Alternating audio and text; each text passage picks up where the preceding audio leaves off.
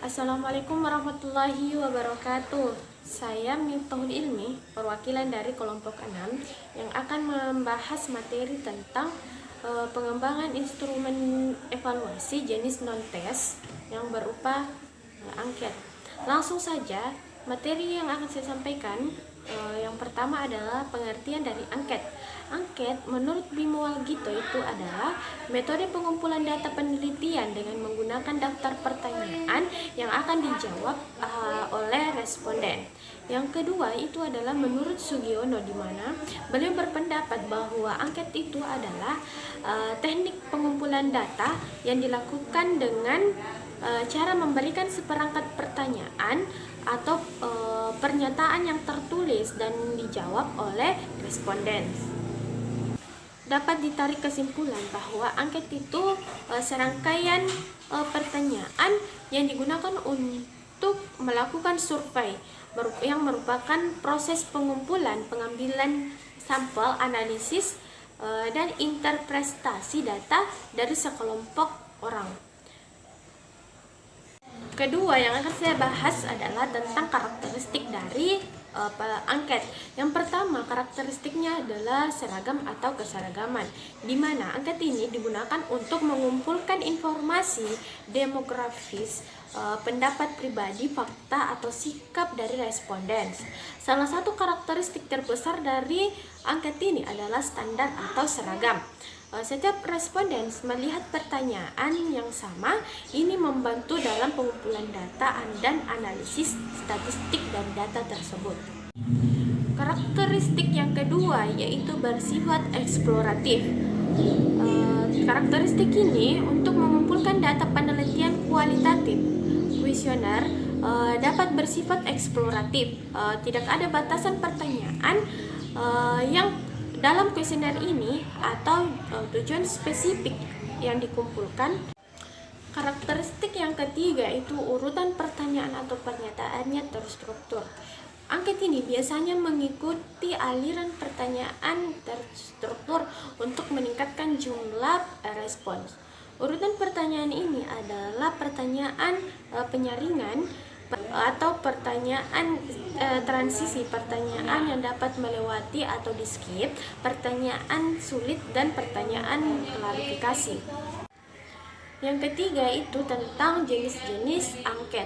Jenis pertama itu jenis-jenis yang berdasarkan pada pertanyaan yang digunakan. Yang pertama itu adalah angket terstruktur, di mana angket ini digunakan untuk mengumpulkan data kuantitatif. Kuesioner direncanakan dan dirancang untuk mengumpulkan informasi yang sangat spesifik. Ini juga memulai penyelidikan formal, menambah data dan memeriksa data yang terakumulasi sebelumnya dan membantu memvalidasi hipotesis penelitian sebelumnya. Jenis angket yang kedua itu jenis angket tidak terstruktur, di mana angket ini digunakan dalam pengumpulan data kualitatif. Kuesioner dalam kasus ini memiliki struktur dasar dan beberapa pertanyaan percabangan, tetapi tidak ada yang membatasi tanggapan responden. Pertanyaannya lebih terbuka. Jenis angket selanjutnya itu adalah angket berskala, di mana angket ini merupakan pertanyaan-pertanyaan yang didasarkan pada prinsip-prinsip dari 4 skala pengukuran. Yang pertama adalah nominal, yang kedua ordinal, yang ketiga interval, dan yang keempat adalah rasio.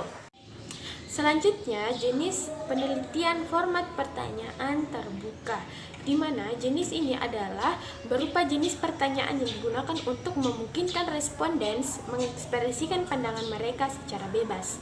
Dengan menggunakan pertanyaan seperti ini, responden tidak harus mengikuti kriteria untuk menjawab pertanyaan dan dia benar-benar dapat mengekspresikan kepercayaan mereka dan saran mereka sendiri. Selanjutnya, format pernyataan tertutup.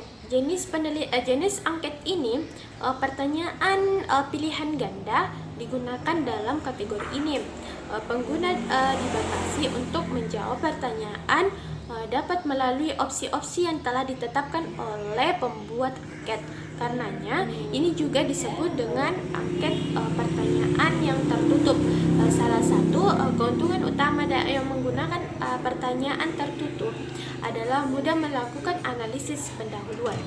Selanjutnya akan saya bahas mengenai jenis-jenis angket berdasarkan distribusinya. Yang pertama itu adalah angket online, di mana angket ini berupa peneliti mengirim kuesioner kepada responden melalui email atau media online lainnya, dan responden diminta untuk mengisi kuesioner tersebut. Jenis angket yang selanjutnya itu adalah angket telepon, di mana seorang peneliti harus menelpon langsung kepada respon untuk mengumpulkan tanggapannya. Jenis angket selanjutnya itu adalah angket kunjungan, di mana jenis ini dilakukan oleh seorang peneliti untuk mengunjungi rumah atau tempat kerja responden. Keuntungan dari jenis angket ini adalah membawa bahwa responden berada dalam lingkungan yang nyaman dan alami, dan data yang mendalam dapat dikumpulkan. Itulah yang dapat saya sampaikan, kurang lebihnya mohon dimaafkan, semoga bermanfaat bagi kita semua. Saya akhiri dengan ucapan billahi fisabilil haq fastabiqul khairat. Wassalamualaikum warahmatullahi wabarakatuh.